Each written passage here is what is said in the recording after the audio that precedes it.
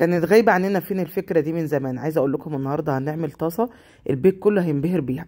اول حاجة كده معايا حبايتين من البطاطس، حوالي نص كيلو من البطاطس، غسلته كويس جدا وبدأت اقطعه كده معايا مكعبات صغيرة بالشكل ده. وهنبدأ دلوقتي كده نحضر مع بعض مية على النار عشان احنا عايزين نسلق البطاطس دي بس لمدة 5 دقايق. البطاطس كده خلاص جاهزة معايا تمام. معايا حلة على النار فيها مية، ضفت عليها كده معلقة كبيرة من الملح، معلقة كبيرة من الخل، وهنحط البطاطس بتاعتنا بعد ما الميه بدأت تغلي لمدة 5 دقايق بس. انا مش عايزة البطاطس دي تتهري، عايزاها بس تدخل في السوا لكن طبعا ما تكونش مهرية. فهسيبها دلوقتي 5 دقايق ونشوف بقى ايه المرحلة اللي احنا هنعملها بعد كده.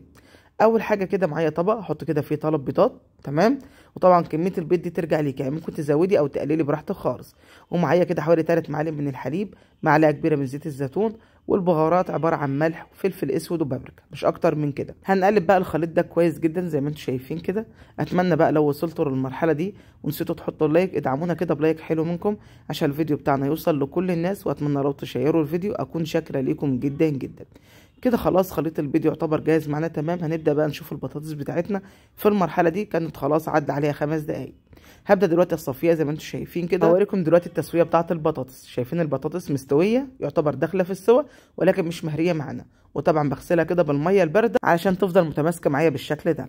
حطيتها دلوقتي كده معايا على النار وضفت كده ليها مكعب من الزبده ومعلقتين من زيت الزيتون. وطبعا لو مش متوفر زيت زيتون ممكن زيت نباتي مفيش مشكله. وهنبدا نحمر البطاطس بتاعتنا دي زي ما انتم شايفين كده. هوريكم دلوقتي شكلها بيكون عامل ازاي. عايز اقول لكم البطاطس دي طعمها بيكون زي الزبده، احلى كتير من اللي انت بتقليها في الزيت. ما شاء الله حلوه قوي قوي. وخصوصا بقى لو استخدمتي سمنه بلدي او زبده بلدي طعمها بيكون حلو قوي قوي فوق ما تتخيلوا ما شاء الله. هنبدا دلوقتي ننقص البطاطس بتاعتنا دي. هاخد نصها بس كده معايا في الطاسه والباقي كده احطه في طبق جانبي عشان هقول لكم هنعمل ايه دلوقتي. هبدا دلوقتي كده احط كده في الحشوه في النص جبن، اي نوع جبن متوفر عندك. يعني مش هقول لك نوع معين، لا انا استخدمت مثلا اللي عندي في التلاجة. كان عندي جبنه مثلثات، كان عندي بواقي جبنه رومي، شويه جبنه موتزاريلا حطيتهم كده كحشوه، عندك جبنه شيدر رومي، حتى لو جبنه قريش الجبنه اللي انت بتحبيها. يعني الجبنه اللي انت بتحبيها ضيفيها عشان تاخدي الطعم اللي انت عايزاه تمام. يعني مش شرط خالص اللي انا بستخدمها، كل واحد بيحب حاجه يضيفها. فانا ضفت كده معايا الجبنه المتوفره عندي زي ما انتم شايفين كده.